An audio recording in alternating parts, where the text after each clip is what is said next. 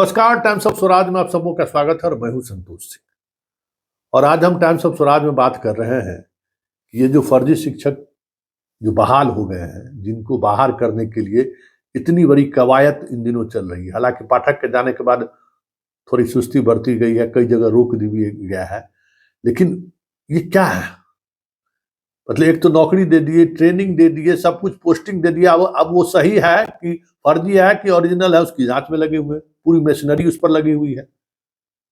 इसके लिए कौन जिम्मेवार है भाई?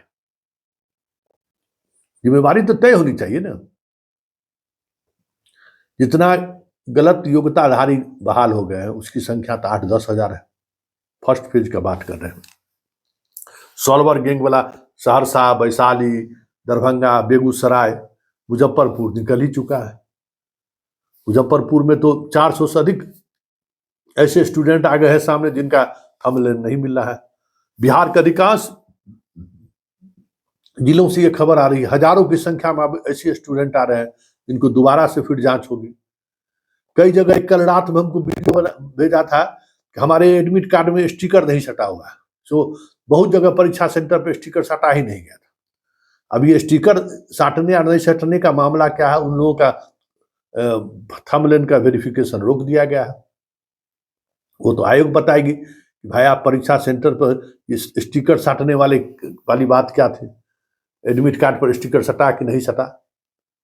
लेकिन बड़ा सवाल है ना, इतने बड़े स्तर पर बहाली और इतनी तरीके की समस्याएं अब आ रही है, तो ये जल्दबाजी किस काम का भाई?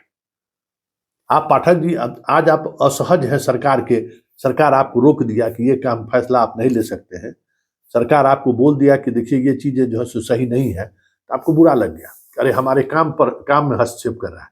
लेकिन आप जो काम किए कि जितनी बहालियां हुई, जिस बहाली के दौरान उसकी अच्छे तरीके से काउंसलिंग होनी चाहिए थी, 15 दिन का समय लगता, सबकी जांच होनी चाहिए थी, जो आज आप कर रहे हैं। सरकार का जो उतना पैसा खर्च हुआ, हर जगह डैट सेंटर से लेके टाइट सेंटर तक सब जगह नया नया प्रशिक्षण केंद्र खोले, प्रशिक्षण दिलवाए।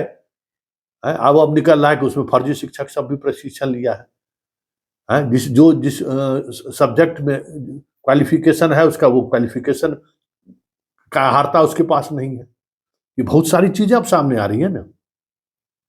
अतुल प्रसाद जी रिजल्ट निकाल दिए, काउंसलिंग तो वो भी किए थे, अब पता नहीं कौन सी काउंसलिंग है, जितना कागज आया सबको उन्होंने मोहर मार दिया कि सही, verified verified verified. Anand Kishore बीच में एगो रिजल्ट निकाल दिए भाई। अब एगो और समय STET 23 वाला भी मौका मिला नहीं, जाके ज्वाइन कर लिया। अब वो सबको भी खोज रहे हैं, BEd वाला को खोज रहे हैं।